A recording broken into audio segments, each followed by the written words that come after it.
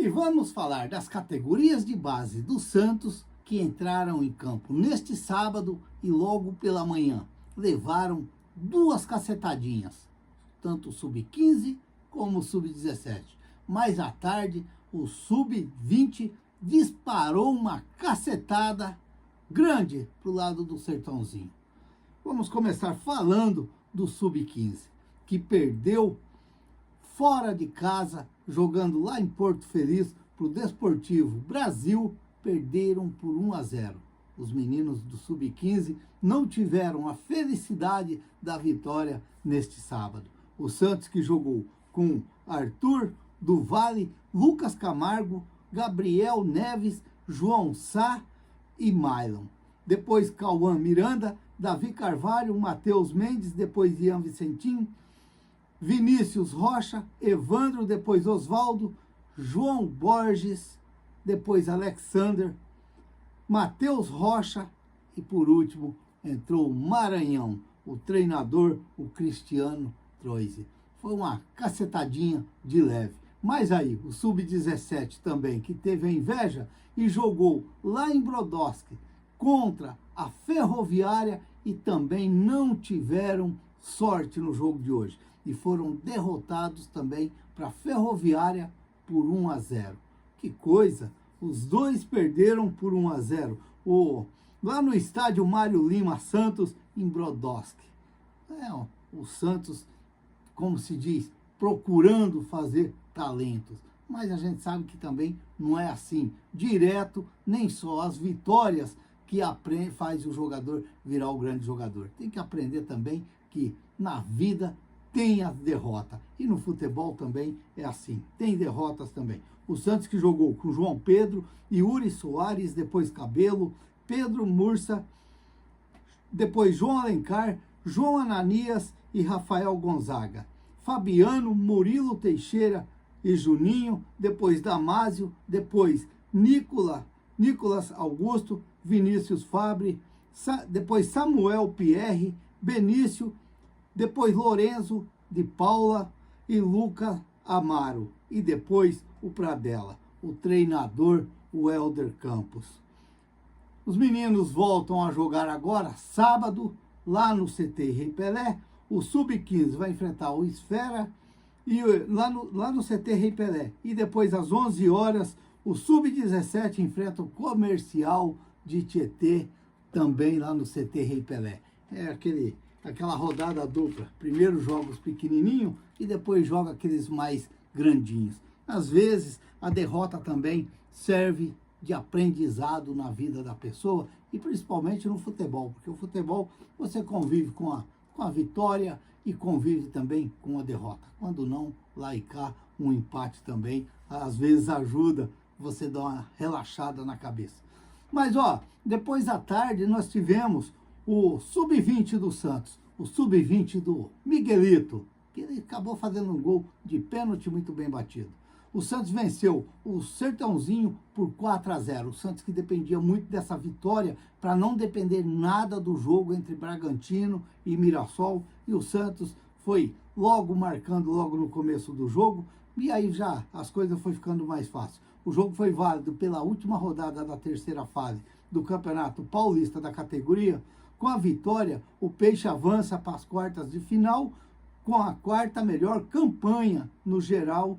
Na tarde deste sábado foi o jogo, lá no CT Rei Pelé, com os gols foi o Alejandro Villarreal aos 12, o Rafael Freitas aos 12 do primeiro tempo, o Rafael Freitas aos 19 do segundo tempo, o Miguelito aos 28 do segundo tempo e o Gabriel Lima, que tinha acabado de entrar e acabou fazendo o gol dele aos 32 minutos do segundo tempo.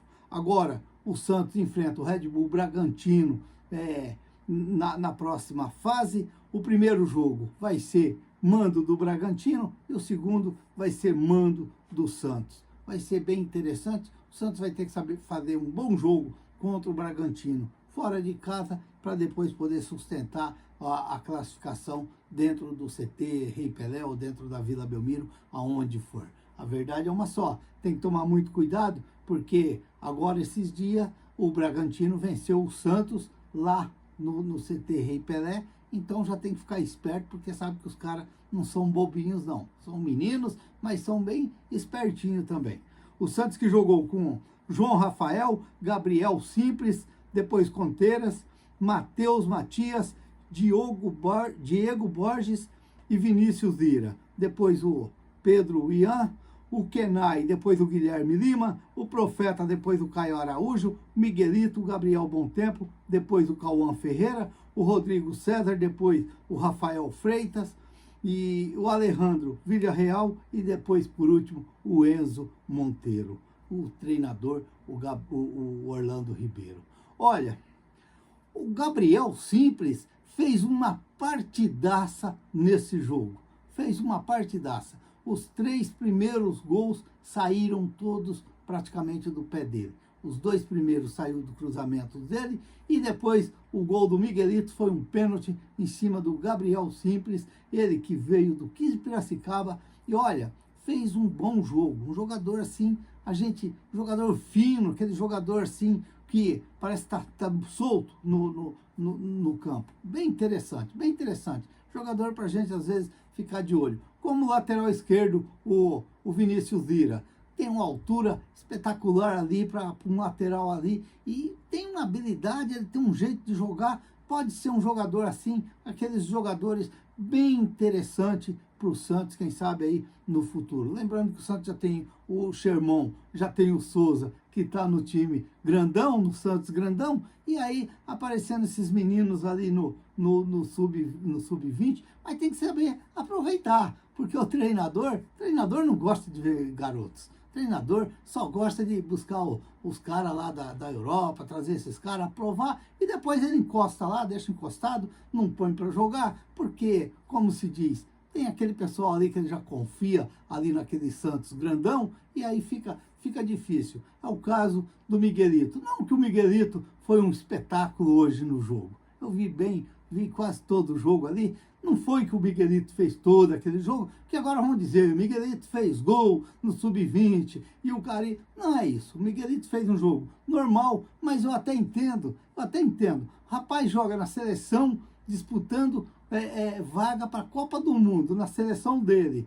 Faz um gol interessante no primeiro jogo, faz o gol da vitória no segundo jogo, e aí você volta para o Brasil imaginando que poderia estar relacionado para o jogo contra o América nesse final de semana. Ele volta para disputar um jogo contra o Sertãozinho Sub-20 pelo Campeonato Paulista. Aí é complicado, às vezes você fica até um pouco assim desmotivado para aquilo lá. Talvez você queria estar ali já pensando nos grandes, mas o nosso treinador às vezes não vê para esse lado. Ele tem aquele pessoal ali que ele acha que é aqueles ali que ele vai levar pro jogo e acabou, os garotos ficam lá. Mas eu vejo assim que, principalmente, é claro, a gente vai torcer muito para esse Santos chegar na Série A do ano que vem. Mas, como eu já disse no pré-jogo, é um jogo perigoso para o Santos amanhã, até mesmo pelo Fábio Carille.